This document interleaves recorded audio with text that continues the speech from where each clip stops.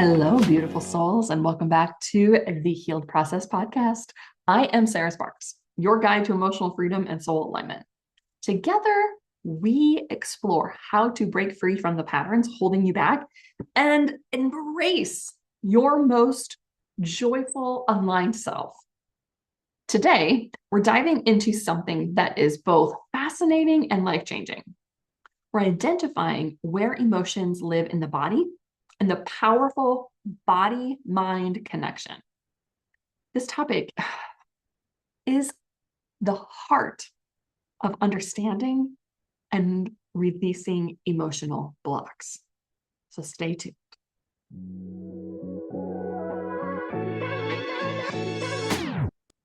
Did you know that emotions aren't just thoughts floating through your mind?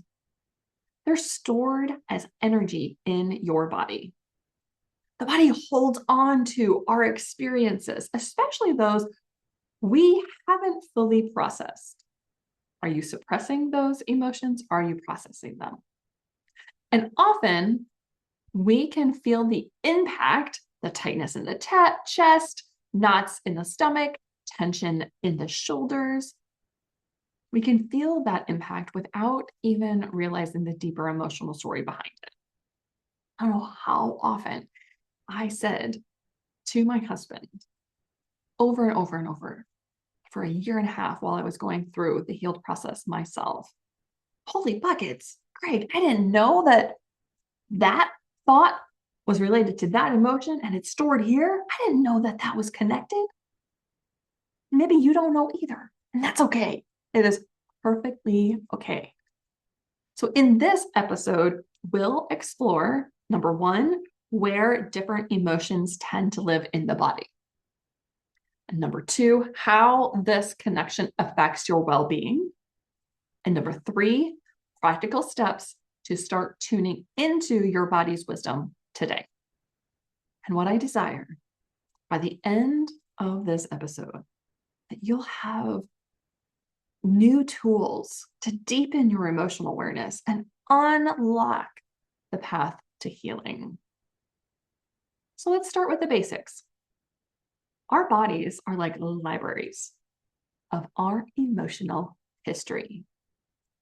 It just makes me giggle because there are times when I feel like I am Disney character Belle and on the ladder with rollers going across the library trying to find the right emotion and the thought and the right book in my library of emotional history. And every experience, every interaction, every heartbreak, joy, or fear is stored somewhere within us. For instance, you might feel tightness in your stomach when you're anxious, or a lump in your throat when you're holding back tears. Tension in your shoulders or back when you're carrying the weight of stress or responsibility. So these physical sensations are your body's way of communicating with you. It's saying, hey, something needs your attention. Pay attention, I'm over here. Here are some common emotional storage spots in your body. Feel free to write these down if you feel that this would help you. Stomach. The stomach is often linked to anxiety, fear, or worry. The chest and the heart area. This is where grief, heartbreak, or love can create sensations of heaviness or tightness. The throat. Now, this is the seat of unspoken words. They are the seat of unsuppressed emotions or a fear of speaking your truth. That's the throat. Then we move to the shoulders and back. Tension here often comes from carrying too many responsibilities or feeling unsupported. The hips. Now, surprisingly, this is where deep-seated emotions like anger or trauma can linger. And that was something new that I was not aware of. The stomach, I've had stomach issues since I was little, and I clearly knew that it was related to anxiety and fear. I just didn't know how to process that or what to do about it, how to release it, how to align with my soul, how to listen to divine guidance, how to heal it. I didn't know any of that until I went through the healed process. So I fully know that there will be some areas that you will be very familiar with, and other areas you're like, oh, really? I didn't know that. So that's how I was too. The more that we ignore these sensations, the more that we can manifest, the more that they can manifest as physical discomfort or even illness. So let's tune into your body. Let's go ahead and identify where emotions live in our bodies. Let's start with a simple practice, a body scan.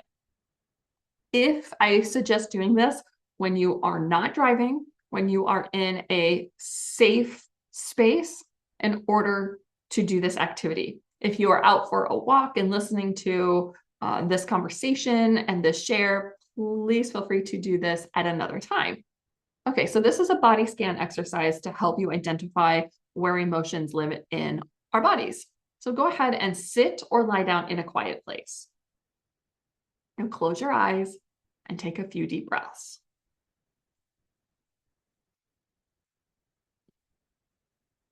I would like to add in here that in the heal process, in the second phase where we are, where we do the emotional freedom and we do the emotional releasing, I have created guided meditations specifically around identifying the emotions and feeling it into the body and connecting the emotions to different parts of the body.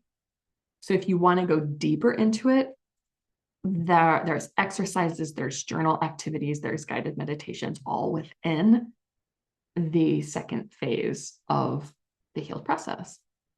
So as you are sitting down or lying down in a quiet place, close your eyes and take a few deep breaths.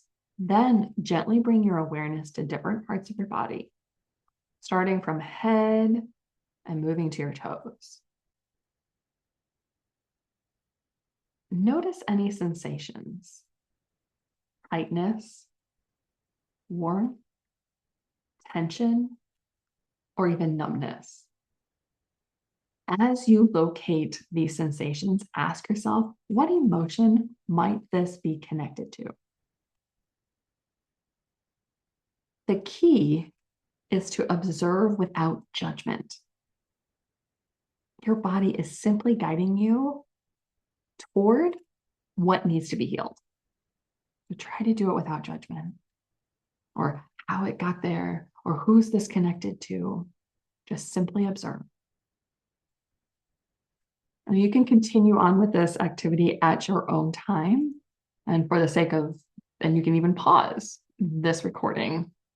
For the sake of our conversation, I'm going to continue with just a little bit about my story and hope that there's some relatability for you. But I remember when I first started noticing the tightness in my chest during stressful times. For years, I just ignored it, thinking it was just normal stress. But when I finally tuned in, I realized it was grief. Grief from unacknowledged wounds and unmet expectations. Once I allowed myself to feel and release these emotions, the tightness dissolved. And what replaced it was a sense of peace and clarity I truly never know. This is why emotional freedom is such a vital part of the heal process. When we locate and release those stored emotions, we create space for joy, vitality, and alignment. In week 2 of the heal process, we focus on emotional releasing. But the process doesn't stop at emotional releasing. It can continue on. It continues on into alignment, listening to divine guidance, empowerment, embodiment, and deciding to live a healed life. But this step in week 2 is transformational because it clears the way for you to step into your true self. It clears the way to step into your aligned true self, which is the next phase. So without doing this, it's harder for you to step into who you truly are. Emotional freedom isn't just about feeling better. It's about reclaiming your power and moving through life with ease and confidence. I'm going to repeat that for you. Emotional freedom isn't just about feeling better. It's about reclaiming your power and moving through life with ease and confidence. So when you understand that body-mind connection, you unlock the door to true healing. If this resonated with you and you are ready to start your healing journey, I invite you to take the Discover Your Core Wound quiz. This quick and insightful quiz will help you identify the root of your emotional patterns and begin to process the healing.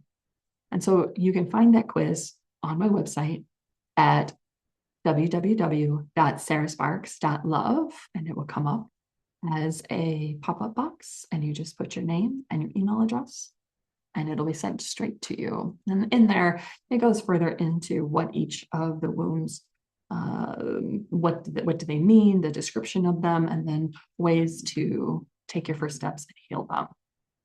Your soul's whispers are guiding you towards freedom. Don't ignore them. Please don't ignore them. Thank you so much for joining me today. Remember, your body is the greatest ally in healing. It's always speaking to you. Take the time to listen, honor its messages, and take that inspired action. Are you ready to heal and align with your highest self? Let's begin today. If you loved this episode, don't forget to subscribe, share, and leave a comment. It helps us to reach more souls on this journey to healing and alignment. Until next time, keep shining, keep healing, and keep being unapologetically you. I'll see you next week. And don't forget, you're worthy of a joyful, healed life. Take the quiz and start your journey today.